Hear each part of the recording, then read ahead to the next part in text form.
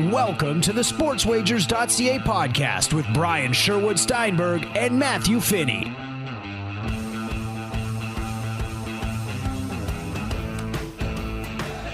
Welcome to the SportsWagers.ca podcast. Coming in a little hot there. I am Matthew Finney, of course joined by Brian Sherwood Steinberg this week and every week. All those great free daily plays over on SportsWagers.ca. Good day, Brian. How you doing? I'm doing really good, Matt. You know, the NHL trade deadline has come and gone. March Madness begins the weekend of the 13th, which is 2 weeks away. So Selection Sunday would be a week Sunday, I guess, or maybe even this Sunday. No, it's a week Sunday. And, you know, we're all geared up. So, you know, hopefully we'll be on top of all of that and have some great value plays, you know, throughout the entire tournament. So it's a busy time of year. We got baseball starting on the 29th. In fact, this is the first year in many where opening day features a whole slate of games. You know, for a few years there, they were opening up on a day with one or two games, but this year they got a full slate of games on the 29th to open the season, and it's really good. You know, I found it interesting, Matt. I don't know if you heard this, but it's something they're kicking around in Major League Baseball. I don't know if you heard this. You'll tell me if you did. So they're talking about, you know, speeding up the game and whatever. And now they, you know, this year there's some minor changes to speed up the game, you know, as far as visits to the mound and that sort of thing. But they're also discussing a new rule. And I don't know if did you hear this? I heard about the pitch clocks. I heard about them limiting the trips to the mound and stuff and how that might affect strategy. But no, go on. So what they're talking about now is the team that's trailing in the ninth inning can send anyone they want to. Oh, yeah, bat. I did hear that. That's the most ridiculous thing I've ever heard. You might as well just blow the goddamn thing up if you're going to do that. Jesus. It's actually, you know what? I actually don't think it's a bad idea. All right, all right. I like this. You're the only guy on the internet I think that thinks this might not be too bad of an idea, Brian. I'm ready. You know, it's going to make the ninth inning more interesting. I mean, the only person that's not going to like it once it gets going or approved, if it gets approved, are the closers. You know, and they throw, 9 pitches a day and make $4 million a year, anyways. So who gives a shit about them? But really, it is interesting because, look, in hockey, you can put out any players you want in the last minute or any time, right? You can put out anyone you want.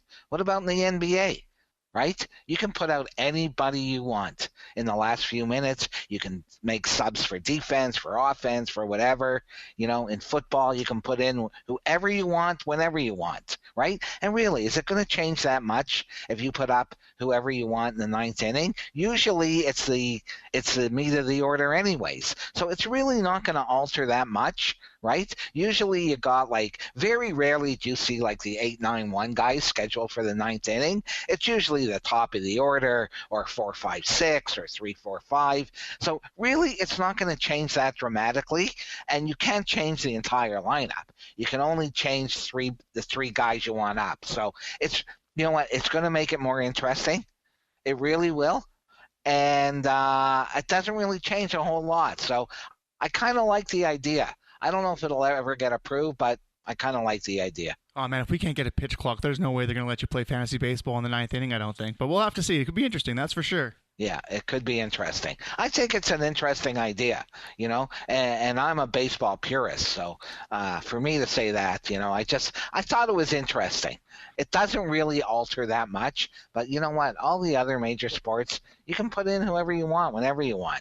And you know what? If these guys get one extra bat, I mean, listen, from a fan standpoint, you go to the game to see a guy like Bryce Harper, you know, he gets up 4 times a game and walks once, so you see, and catches one fly ball, you know. So what are you going to see? At least this way, if they're trailing, you know you're going to get them in the ninth inning or whatever, or maybe see these guys with an extra at bat in a key situation. So I think it does make it a little more interesting. You bring up the Nationals. I look forward to seeing Dusty Baker just somehow fuck up that complete situation royally. So that would be my most exciting part about that for sure. Yeah, so anyway, baseball is right around the corner, and we're getting all ready for that too.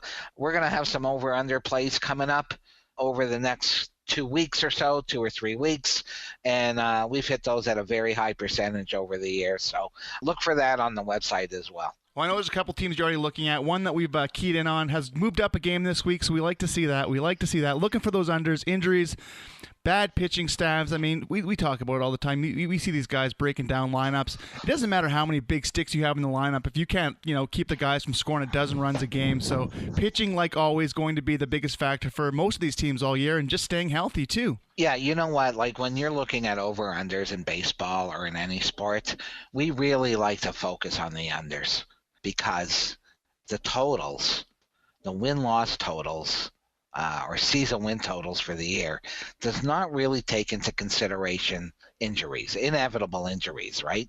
You get a pitching staff like the Blue Jays last year. A lot of guys got injured. You take any staff, you just don't know who's going to get injured, So when you're betting an over, you're taking a big risk because there will be injuries to every single starting staff in baseball. You don't know if it's going to be a couple of significant guys or fifth starters or number one start. You just don't know. And that's why it's too risky. The risk is far less when you're betting an under, right? Not only do you have inevitable injuries to pitchers, but you got, everyday players too. And when the odds makers are posting season win totals, they can't anticipate injuries, right? They don't know who's going to get injured. So maybe they add a game or take off a game or two here and there, but they really cannot anticipate it. And that's why we urge you to look at unders in season win totals before looking at overs. Our selections over the years will attest to that. We've had great success playing unders in all sports, and we're looking at a few more unders this year in Major League Baseball. And again, we'll have those posted in the next 2 or 3 weeks. But you know what, Matt? What I wanted to cover this week is another angle that people are using on the internet to select games, and it's consensus betting, right? So there's a number of sites out there that will give you a breakdown of every game and where the public money is, right? So there's a number of sites where you can go on and you can see a game like let's take Philadelphia and Miami in basketball, right? And you go to these consensus sites and it'll show you X number of bets on Miami, X number of bets on Philadelphia, X number of money bets, X number, just a whole breakdown of the consensus bets from all the sports books combined. Okay? That's what they're selling. And people use that to make their wagers. They think, okay, well, I see that 75% of the action is on Miami. I want to go against the public or the consensus, so I'm going to take Philadelphia. And there's nothing wrong with that strategy. Don't get me wrong. Okay, I like to go against the public too. I think it's a legit strategy. I think it comes into play often, because most of the public, they lose, and you're usually getting a decent price or an inflated price. But what I do want to say is don't believe those consensus sites, all right? Because they don't have their data, the accurate data. You can go to 4 or 5 different consensus sites and they all have different data, right? And they're claiming that the data is from sports books, right? Well, how do they get that data? Where does that data come from? Do you think they get a report from the sports book that information is public information? I have a good friend who's really good friends with the sportsbook manager at one of the major books online, and not even he can get that information, right?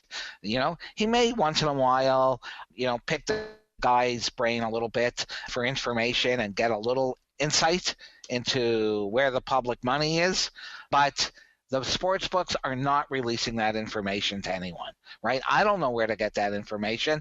I know people who are influential in this business who personally know these managers, and they can't get that information. And there's no way that that information is being linked to these consensus sites. It's just not happening. So I don't believe that stuff. What I like to look at, and something we look at all the time, Matt, is the covers consensus, covers.com. And I'll tell you why. All right? Covers.com are not releasing, the sports books percentages. they run contests every single day. They have thousands upon thousands of members. It's probably close, it's probably in the hundreds of thousands. And they offer free contests every day on every sport, free handicapping contests. They have monthly contests and yearly contests and week-to-week contests and every type of contest you can think of, handicapping contests in every sport, right?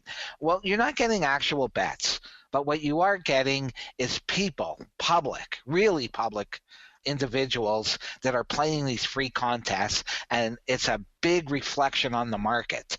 So if you see the consensus covers, on a favorite, or there's a big consensus lean on one of these teams, you're getting a good angle there, fading that public as opposed to what these consensus sites are trying to sell or the information they're providing. I believe the market reflection is much stronger on a site like Consensus, where they have all these free contests, and the public, these guys that aren't betting, right? I mean, they may be betting the odd dollar, but they're more involved in these pick contests. You're getting a better reflection of the market by following that consensus than any other consensus on the internet. Yeah, we use Covered. It's a great resource. Like you said, Brian, tons of contests, tons of people through the door there. There's been times where we love something. We love it. We think the number's right. We think the situation's right. We go over, we have a look. We see the consensus is on the dog or on the, or 70% of the way we were looking, and we just step right off that curb, right back onto the sidewalk, and let that bus go by. And, sometimes it works out and sometimes it doesn't, but it's definitely just another great tool that you can use to factor into your handicapping for sure. Yeah, and it's just one criteria, right?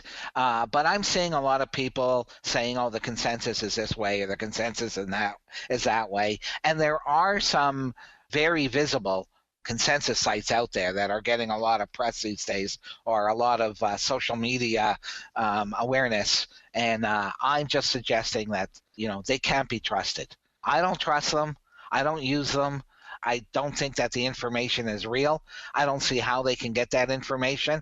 I don't know of any sports book that's releasing that information, but the consensus that you do get on covers, that is genuine. You are getting real people making real picks, whether they're on, in these handicapping contests. So I would pay a lot more attention to that.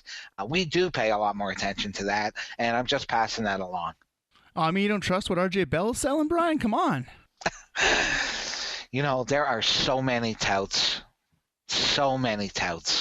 on the internet, and they're popping up everywhere. This is another time of year, just like at the start of the NFL football season, where the touts are coming from everywhere because March Madness is around the corner, and there's a lot of people that don't really follow college basketball until the tournament starts, and these touts are trying to sell you an absolute pipe dream. And we state it often, we cannot overstate it enough, to never ever buy picks, right? These guys do not know more than you. They're good marketers. We've proven over and over that nobody can predict the outcome of games. You see just the most ridiculous stuff from pick sellers, ludicrous claims, and they'll pound it right on their Twitter feed. We did this and we did that. We're hitting 80%. We're hitting 70%. We've gone 18-4-2. We've done this. We've done that. It's all fucking bullshit. Okay? Don't believe any of it from any of them. All right? Pick sellers are the lowest form of life on the planet, right? There's a very few, legit guys that do the work, but for the most part, if you're selling picks, you're not doing well yourself. I promise you that. If they're selling picks, they're not, if you have something that good, you keep it to yourself, and people will say, well, what about you? I'm not selling anything, right? I am not selling a goddamn thing. I get offers weekly, Matt. I get offers from Touts. I get offers from Tout Services to advertise on my website, right? I get Tout Services writing me emails, at least once every couple of months, offering me $400, $500 a month to let them advertise on my website, and I refuse them all because I refuse to be associated with that fraternity, right? If they, and, again, I'm just going to go back to myself, right? I'm not selling anything. There was an individual, a tout or ex-tout or whatever, that suggested I was playing bad, because the other day, like on the NHL trade deadline day, I tweeted out that I'm not going to play anything until after the dust settles. We'll see where players are moving and who's in and who's out, because I don't want to get caught playing a bad number. And someone tweeted out that I play bad numbers every day, and I just want to explain a little bit about my website, right? I may post a bad number from time to time, but you have to understand, I do the research all day and I write the games up. Okay, I'm not sure if you understand how long it takes to do that. Try it someday. Try writing up a game. Try getting the research done, and to make a viable case for whoever you're choosing and to put together a write-up. Now times that by 3 or 4 or 5 that I do every day, right? And, I may like a game at 7:30 in the morning. By the time I get all my write-ups done and posted, it might be 2:30 in the afternoon, 6 hours later. I've already bet these games, but they may not have been posted yet. So, you know what? I may post a bad number. I try and get these up as soon as I can. But really, the website is a guideline. It's more of a guideline. I mean, it's so genuine. I do the research, I put my heart into it, and I may post a number that's different from when I bet it in the morning, or even later in the day. So you're not going to get the best number every single day, but it is a guideline. I give you my strategies. I give you the reasons we bet it. What you do with that information is up to you. But these are guidelines. I'm giving you the strategies, the right strategies, the proven strategies of how to bet on sports, how to make yourself a better sports bettor. If I post a number, that wasn't the best number that day, right? It's only because I was late or too early or whatever, right? I'm not selling picks. I'm not simulating, a game a million times and then selling it, right? I'm doing the research. Every single day I'm looking into the numbers. I'm trying to find an edge. I'm sharing my strategies, my criteria, my live betting strategies, everything that I know, I'm sharing, So for somebody to suggest something like that, I just really want to make it clear that my website is more of I bet every single play, that I post, what time they come. I could wake up in the morning, pick the games that I'm posting, right? 4 or 5 games, write it out. Charlotte Hornets minus 10.5, Las Vegas Knights minus 120, Philadelphia plus 115. Right? I can do it in exactly 15 seconds with no explanation, with a price, and I'll give you the best place today. What would you rather have? Right? I'm giving you the strategies. I'm giving you the reasons I'm playing that, and I'm trying to break it down in a way that you will not see for free anywhere else on the internet. And I've been doing it for 15 or 20 years, right? So for anybody to suggest something as ludicrous as I'm playing bad numbers every day, is just, I don't know what to say. I don't even want to address it, because this POS means nothing to me. And I'm not going to address it again, but I just want to, explain, all my readers or our readers, I think they understand what we're trying to do. You understand the lines. You guys are smart guys that understand, that you're not going to get, with my website, you're not going to see the best number every single day just because of the timeline and how we do it, right? But trust me, what I post is so genuine, is so well researched, and it's really the criteria, right? The guideline for making yourself a better sports bettor. And, if it helps anybody in any way, then it's great. And if it doesn't, so be it. What you do with the information is totally up to you. And I hope you can, and I know you can. I know so many people appreciate what we're doing, Matt, and we're going to continue to do it regardless of what anybody thinks or says, and I really don't care what other people say. Like, I honestly do not give a flying fuck what anybody else says. I can sleep at night. You and I, Matt, we talk every day. Like, trust me, guys. Matt puts his heart into this. He helps me tremendously. He puts his heart into it. You have no idea, right? The heart that he puts into it and the heart that I put into it. And for anybody to undermine what we're trying to do, it gets under your skin from time to time, but it's not going to affect what we do. And I'll just leave it at that, Matt. We say it all the time. There's no one right way to do this. Like, I appreciate the other side of it. I think it's, it'd be ignorant. It's just like analytics in sports. They've got these old dinosaur guys that don't want to look at it. You got to grow with the times. You talk about, these guys in the stables, the old school jockeys, the old school owners. You can kind of see time pass them by. You got to be up with the new times.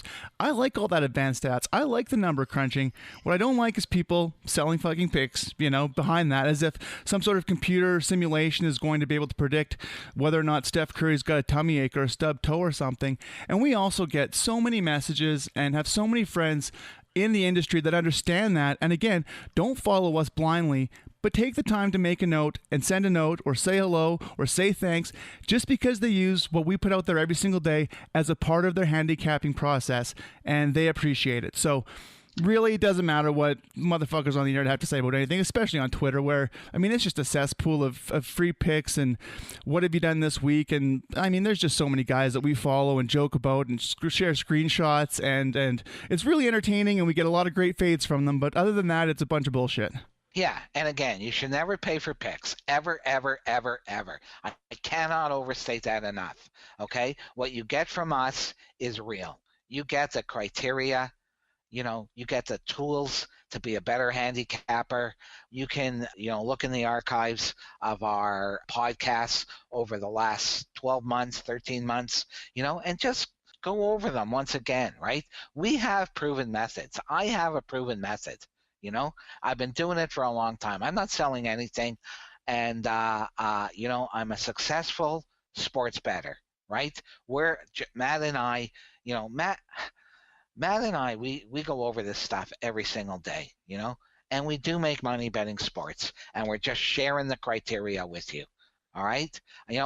Just because I have 4 games posted on my website doesn't mean I'm betting 4 games. I might bet 6 games. I might bet live. I might see something later, that attracts my attention, a late report, a late whatever. I don't just throw it out, with a price and say, bet this. Right? I research and write it up. I'm not going to post games. It's not reasonable to think that if I post 4 games, those are the 4 games I'm betting every day, or that day. Stuff changes throughout the day.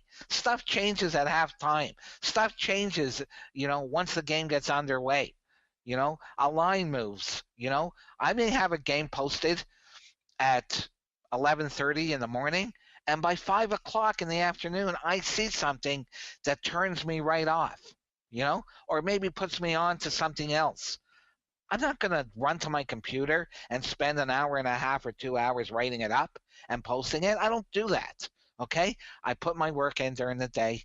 I do the research, so I am prepared for whatever is going to come at me throughout the day, and I make my bets based on the criteria that I'm sharing with everybody, and you guys should do the same. It's like anything else. You put in the time, you put in the work, and you're going to make money, right? It doesn't matter what you're doing in life. If you put in the time, right, and you work hard, you're going to make money. You're going to make money, okay? These Touts selling picks, they're not going to make you money. They're going to cost you money. They're going to cost you a fortune. Over time, they're going to cost you a bloody fortune, okay? And this is the time of year, just before March Madness, where they're going to try and sell you packages or flood you with all these bullshit claims of how they're doing and how they've beaten March Madness it's all bullshit. Don't believe it. Do your own work. Use whatever it is that you must, and you're going to be way better off, okay? So just to recap today, Matt. Well, even just for an example, Brian, before we go through all that, let's just talk about, like, what we posted on the website yesterday. Three games, right? One NBA, one college, one hockey. Right. On Pinnacle alone, my pregame bets on Pinnacle, I had 10 bets. Okay, and that's between, other stuff we like during the day. I like the price on the Maple Leafs. We got a couple of, college basketball Twitter fades. We got some stuff going on there. That's good times. Bet365, I've got between in-game bets and pre-game bets again, and we talk about going, hitting middles, back and forth, blah, blah, blah. But just to get an idea of kind of like how much on top of it and how much in the action you got to be, 30 bets on Bet365 last night. Now, my in-game bets, just to give you an example, we talked about these. I grabbed the Jazz before we went to the fourth quarter, got blown out, no good. Texas, plus 17.5, nailed it. Texas Tech, plus 17.5, nailed it. Memphis, plus 16.5, nailed it. Pistons, plus 18.5, they did not cover. I believe they lost by 20. Hawks, plus 19.5, going to the fourth, nailed it.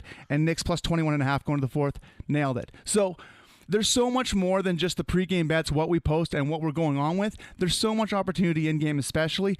Brian talks about these in-game. We talk about the inflated spreads. It's just something you've got to do every single day. It's just a piece of what we do. It's not everything. You can't just look at the record on the website and be like, oh, those guys aren't making any fucking money doing this. It's just a piece of it. Exactly. It's just really a guideline. I do bet those games. I promise you I bet them. I could post anytime you ask me, anytime, on Twitter, say, let's see the bet that I will post it in 1 second flat. I bet every single game I post. All right. It's genuine. It's totally genuine. All right. But there's other stuff. This, again, it's just really a guideline as to what we're doing. Okay. If you don't have to follow us blindly, but if you read the stuff, you're going to see our strategies. You're going to see our criteria. You're going to see what we use. You're going to make yourself a better handicapper. Okay. Instead of using the X's and O's like a lot of other people do, we're giving you the right tools, the right criteria to look for when betting sports. Okay. And we'll stick to that forever. So just to recap, Matt, we talked a little bit about the consensus. We talked about the website. We talked about over-unders in season win totals. March Madness is coming up, and we're going to continue to do what we're doing, Matt. And I appreciate all the positive feedback. I appreciate your help, Matt. And let's have a great tournament and see if we can make some money, okay? Sounds good, Brian. If you have any questions for Brian or myself, give Brian a follow at Twitter at SportsWagers3. You can follow the show at SportsWagersPod. We're on Facebook, facebook.com/SportsWagers. Of course, Instagram, SportsWagers.ca, and that YouTube channel. If you missed the podcast, go ahead, check it out there. It'll be posted as well. Brian, anything you want to add before we get out of here? We covered a lot today. Yes, we did, and I'm looking forward to it all, man. I dig it. So much fun. Golf. We didn't even touch on golf today. Love those head-to-head matchups. You're already all over it this week. They will be posted, of course, by the time this is on the internet. And again, hopefully you get those plays in. Have some fun with it. Big weekend in golf, Brian. We're, 6 weeks away from the Masters. So much opportunity. So many guys, like you said, don't even want to be playing golf right now, but they're just trying to tune up for Augusta. And as soon as that tournament's over, they're going to be long gone. So much opportunity, and we're having a great time. Yes, indeed. All right. For Brian Sherwood Steinberg, I am Matthew Finney. Take care, everybody. Thanks for listening to the SportsWagers.ca podcast. Please rate, review, and subscribe. For free daily picks, visit SportsWagers.ca.